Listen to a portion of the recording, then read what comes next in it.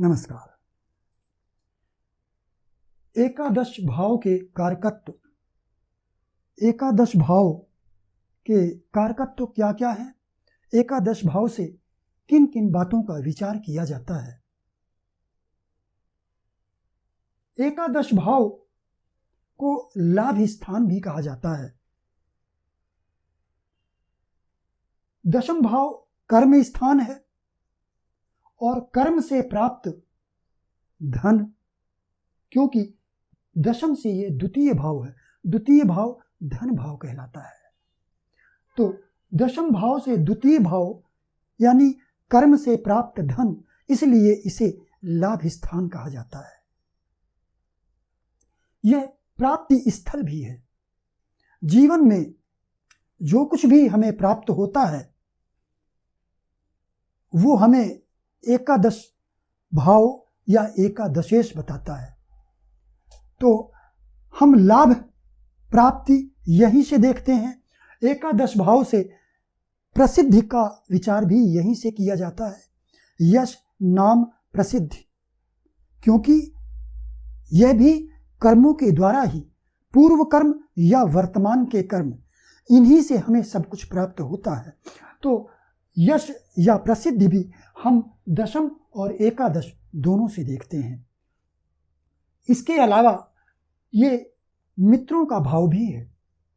तृतीय भाव भी मित्र का भाव है। एकादश भाव भी, यहाँ से भी हम मित्रों के बारे में विचार करते हैं। बड़े भाई का भाव यही है, पूर्वजों का भाव भी यही है। बड़े भाई का भी भाव यही है और हमारे पूर्वजों का भाव भी यही है। तो एकादश भाव से हम मित्र, बड़े भाई, पूर्वज भी देखते हैं और आयु के संबंध में भी एकादश भाव से हम विचार करते हैं। यदि एकादश भाव का संबंध अष्टम भाव या अष्टमेश से बन जाए, यदि अष्टमेश एकादश भाव में स्थित हो तो व्यक्ति दीर्घायु होता है, क्योंकि अष्टम भाव आयु का भाव है। और यदि अष्टमेश एकादश में जाएगा तो उसकी आयु वृद्धि हो जाती है। और वृद्धि क्यों होती है? एकादश भाव को वृद्धि स्थान कहा जाता है। हमारी कुंडली में तृतीय, षष्ठ, दशम और एकादश, ये चार भाव उपचय स्थान कहलाते हैं। उपचय का अर्थ है वृद्धि, और इन उपचय स्थानों में सबसे सर्वश्रेष्ठ उपचय स्थान यही एकादश स्थान है, क्योंकि तृतीय भाव अष्टम से अष्टम है, इसे एक अशुभ भाव माना जाता है। छठा भाव इसे भी अच्छा भाव नहीं माना जाता है।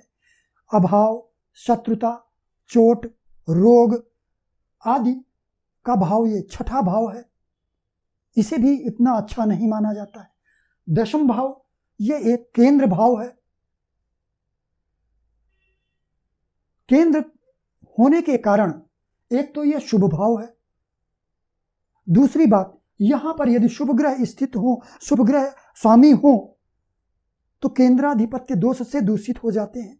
तो इस तरह से उपचय स्थानों में यही एकमात्र यही एक ऐसा भाव है जो सर्वश्रेष्ठ उपचय स्थान कहलाता है, वृद्धि स्थान कहलाता है। इसलिए यहाँ वृद्धि होती है। जो भी ग्रह यहाँ स्थित होगा उस ग्रह के कारकत्व की वृद्धि होती है। वो ग्रह जिन भावों का स्वामी है उस भाव के कारकत्व की वृद्धि होती है। तो इस तरह से यदि आयु भाव का स्वामी, अष्टम का स्वामी यदि एकादश में सुस्थित है तो आयु की वृद्धि होती है। इसी तरह आयु का भाव हमारा लग्न भाव भी है। लग्न से भी आयु का विचार किया जाता है। तो यदि लग्नेश एकादश में स्थित है तो भी व्यक्ति दीर्घायु होता है।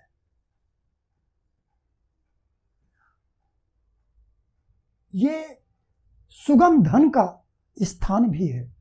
एकादश भाव को सुगम धन का भाव कहा जाता है। दशम भाव ये तो श्रम सहित प्राप्त धन का स्थान है। यहां आप दशम स्थान, जितना श्रम आप करेंगे उतना आपको लाभ प्राप्त होगा। अष्टम भाव गुप्त धन का स्थान है। द्वितीय भाव संचित धन का स्थान है। चतुर्थ भाव पैतृक धन का स्थान है और एकादश भाव सुगम धन का स्थान है। सुगम का मतलब है वह धन जो आसानी से उपलब्ध हो, आसानी से प्राप्त हो, उसे हम सुगम धन कहते हैं। तो एकादश भाव सुगम धन का भाव कहलाता है। यदि एकादशेश दशम में स्थित है, जो कर्म भाव है, तो इसका अर्थ यह है कि आपको जितना आप श्रम करेंगे उतना लाभ आपको प्राप्त होगा।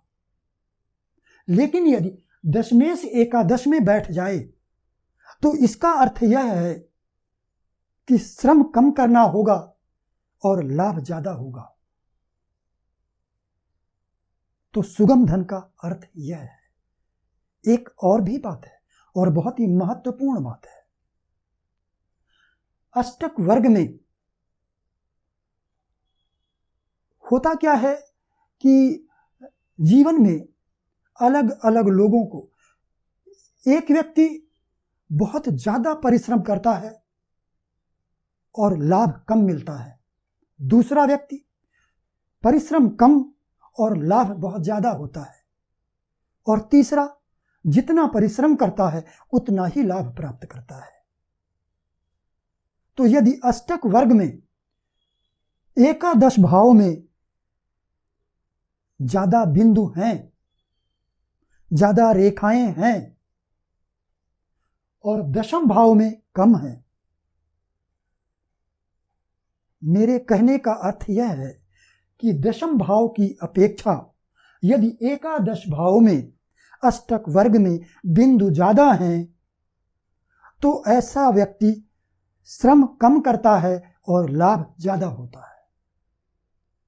लेकिन यदि एकादश भाव की अपेक्षा दशम भाव में बिंदु ज्यादा हैं, अष्टक वर्ग में दशम भाव को ज्यादा बिंदु मिल रहे हैं एकादश की बजाय, तो श्रम ज्यादा होगा और लाभ कम होगा। तो ये जानने के लिए कि आपको जीवन में कितना श्रम और कितना लाभ मिलेगा जानना है तो आप अष्टक वर्ग में जाइए और अष्टक वर्ग में एकादश भाव और दशम भाव के बिंदुओं को देखिए। तो यदि एकादश में दशम की अपेक्षा ज्यादा बिंदु हैं तो परिश्रम कम, लाभ ज्यादा।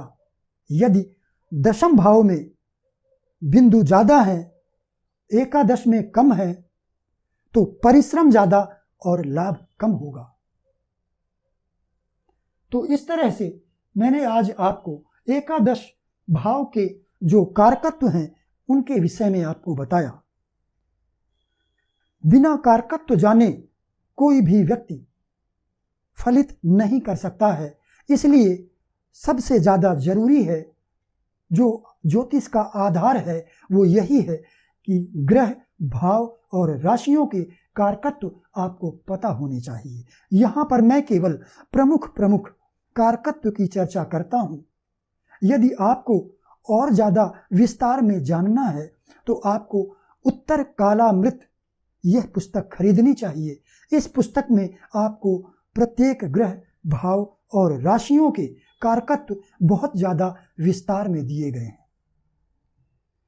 तो मेरे अगले वीडियो देखने के लिए मेरे चैनल को सब्सक्राइब कीजिए, लाइक कीजिए। नमस्कार।